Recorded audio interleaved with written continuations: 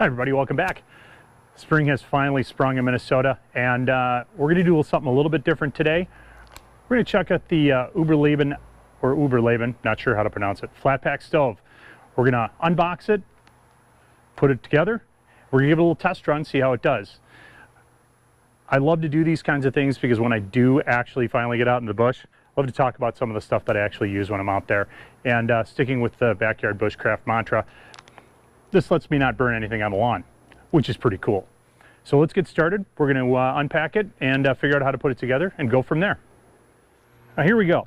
Now this thing's pretty cool. I've been interested in flat pack stoves for a while, and I was so excited I tore the packaging a little bit when it was delivered. But it comes in this little Ziploc bag, and really what's kind of cool, at least what I like about this, is that's all it consists of.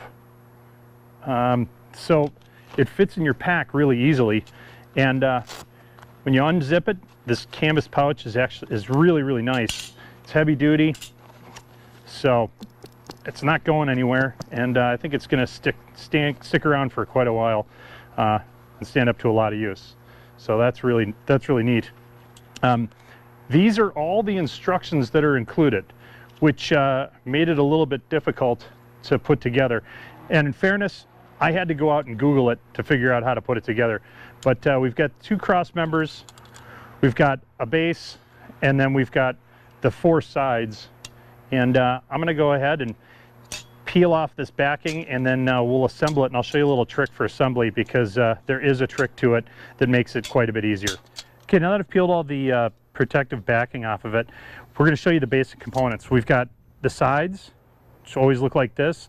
They've got these small holes in the bottom just for airflow, and you can tell they don't have the big circle in the middle like the front does, which I'll show you in a second. That's the back, that's the front. We've got the base, perforated so you get good airflow, and then we've got the front. And the front's easily identifiable, big hole to feed firewood through. Uberleben's right there, Uberleben. And then we've got a pair of these cross members that fit across the top in case you've got a larger pot. As I said, there's a little bit of a trick to putting this together. What we want to do is we want to start with the sides first, and these are really easy. Wider on the bottom, narrow on the top, and make sure just that it's punched out so that that's facing outward, and we start fitting it together with the little tabs here. And we want to do these 3 sides first. And that's really important because when we go to put the base in, it really only wants to go in one way. And it's really kind of neat how they put this together. You can see these little notches right here. That's where the base fits in. And as you'll notice on the base, we've got 1, 2, 3 notches. And these fit in specifically just like this. The back, and the 2 sides, and then we kind of sandwich it all together. Last but not least, we want to put on our front. And this is kind of tricky because we need to do one side at a time, and then we have to kind of shoehorn the other side in. There we go, just like that.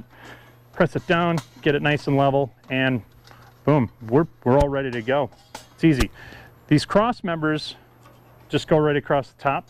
Obviously they're cross members, so these fit right in the notches there, and then we've got a second one that goes right across like this, and again gives us a nice comfortable base so that we can get a pot on top of this, make it easy to boil water. And again, I love this feature that it makes it easy to feed firewood in so that we can keep whatever we've got on top cooking really easily.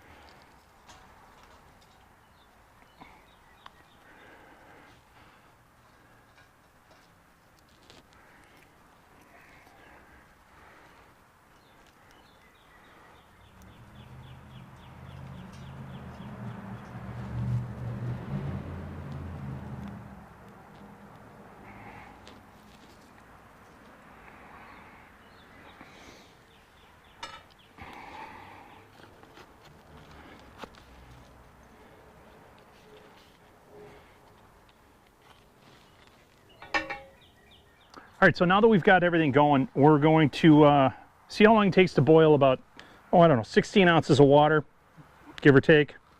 And I'm going to use my handy little bush pot here. Aluminum does a good job for me.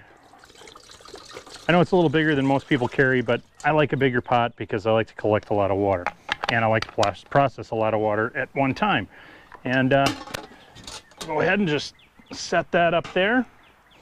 And we're going to see how long it takes. Hopefully, we'll see. I'm going to start the timer right now. It took us exactly 4 minutes and 16 seconds to boil water. I only had to feed it a couple of times, and as you can see, we're boiling well. Overall, I'd say this is a pretty big success. I'm really impressed with this little flat pack stove. This, however, right here would be my only complaint. It's tough to feed anything much longer than a few inches in there, so you got to keep kind of a close eye on what's going on, especially here in the backyard. All right, so it's kind of cool. This took on kind of a really neat patina now that it's been used, and yeah, I'm really happy with it. And nice thing is it breaks down pretty easy. It's still a little warm, but all you got to do is reverse your steps and pack it away, and that's it. I don't know, I'm excited to use this out in the field now.